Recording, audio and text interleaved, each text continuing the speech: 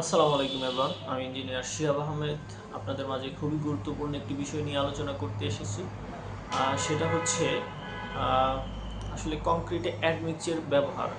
আমরা এখন দেখছি যে বড় বড় ইঞ্জিনিয়াররা কংক্রিটে ড্যাম্প প্রুফ হিসাবে অ্যাডমিক্সচার ইউজ করতে বলতেছে। তো কেন এটা আসলে এটা আমরা কেন করব?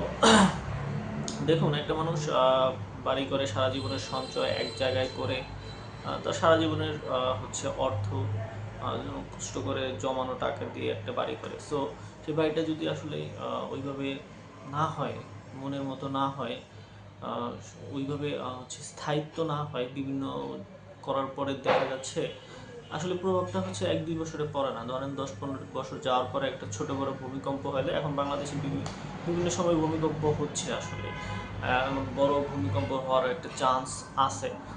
সো সেই ক্ষেত্রে কংক্রিটটা যদি আসলে ওইভাবে ঢালাই না হয়, তার পর্যাপ্ত কম্প্রেসিভ স্ট্রেন যেটা ওটা না পায়, তাহলে তো আসলে হইল না, তাই না?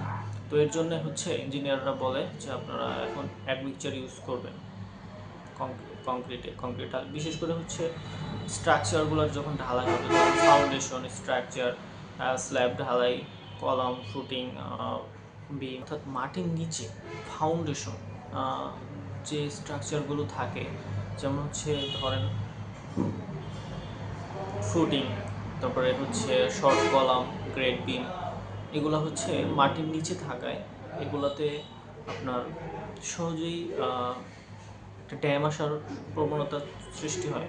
সো এগুলোতে যদি আমরা হচ্ছে আর অ্যাডমিক্সচার ইউজ করি, তো সেক্ষেত্রে হচ্ছে সিমেন্টের যে হচ্ছে কার্যবলিটা, এটা হচ্ছে অনেকটা 100 ফুললি মানে পারফেক্টলি পাওয়া যায়। সো এগুলোতে আপনারা হচ্ছে ড্যাম প্রুফ হিসাবে হচ্ছে অ্যাডমিক্সচার ব্যবহার করতে পারেন। তারপরে হচ্ছে স্ল্যাবের ক্ষেত্রে ইউজ করা যায়, আপনারা প্লাস্টারে করতে পারেন। দেখা যায় যে প্লাস্টারে হচ্ছে কিছুদিন যাওয়ার পর দেখা যায় হচ্ছে প্লাস্টারগুলো ফেটে ফেটে যায়, ক্র্যাক দেখা দেয়।